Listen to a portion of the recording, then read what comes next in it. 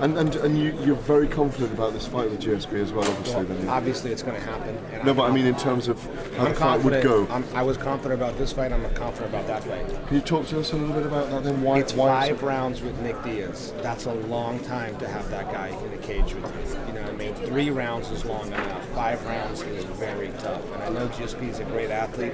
He's a great black belt. But Nick Diaz is an animal. So I think that's going to be the biggest fight in the history of the UFC. I really do. So at least for me.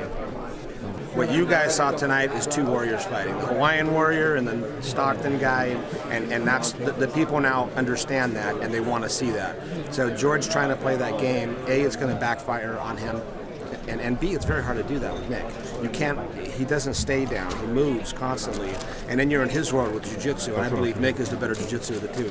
There's no question about it. That's what I was going to ask, with him taking the Nick and playing in Nick's He doesn't guard. care, Nick, you saw BJ couldn't do anything with Nick's guard. You have to get back up, that's the way it is. And second, you talked about you trying to go ahead and mesh the boxing with your camp to go ahead and get the sparring. If you have a tough time getting sparring up there, have you ever looked into actually in Southern California? We brought people up. Omar Henry, we've got all these guys that we have brought up. This camp was a tough one to do. A, they changed the opponent on us, so we have to bring up different types of sparring. Styles, yeah.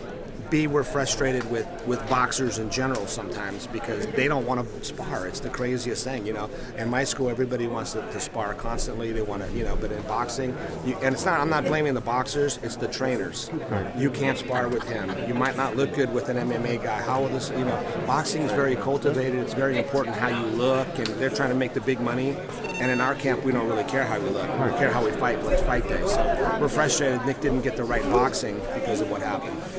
Well, now you'll have time, right? With for sure. Yeah, we're going to make the adjustments. And I think when Nick starts talking about compensation and everything, it's like a lot of boxers they'll box themselves for free, or they'll charge a certain camp X amount of money. All of a sudden, when it's to box in our camp, their money doubles or triples, and it just gets ridiculous. You know what I mean? He's trying to get around it in his own way. He doesn't see the stuff that we're doing, from a management perspective and everything. But it's difficult right now. It is. Is that really what Nick was talking about with the whole frustration with camp? Because I think a lot of people they see that, they think you're. But then he tried to clarify it, and he thinks he is by saying, no, I got a great type of guy. I got Jake Shields, Gilbert Melendez, Nate Diaz. He's got a top boxing coach. We've got a great jiu-jitsu program.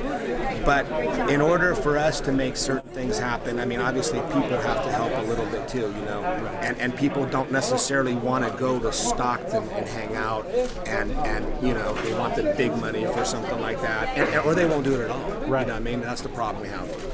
The guy that went to the press conference didn't fight. That's all I got to say about it. Nick, he got kicked out. He's the bad guy. Look, you didn't go to your, what Nick called the beauty pageant. But come fight night, you guys saw what he's made of, and he showed up, and he did everything he had to. And the guys that made the press conference, they weren't here tonight. So you be the judge. Do you think GSP was not injured? I'm not going to say that. I have no idea. But I'm saying Nick was injured, and he still fought. Nick hurt his hamstring. He's got a knee injury. You know what I mean? There's this, that. I mean, these fighters, they train so hard that they're going to get the injuries and everything.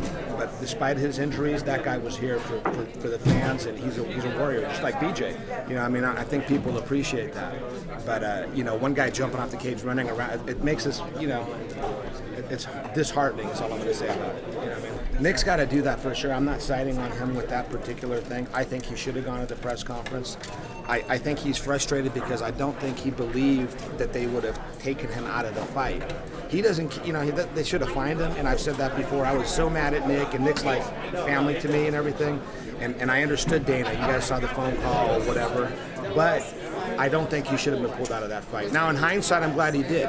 I'm glad it happened because, look, GSP would have pulled out no matter what. Let's face it, okay? And, Nick got to fight tonight and got to show everybody what, I've said it so many times, what level he's at, and he is at that level. And I think tonight everybody got to see that. I don't think the fans care if he goes to a media press conference. I don't. They care if he does what he did tonight, and that's what he did. And the other guy didn't. That's all I'm saying.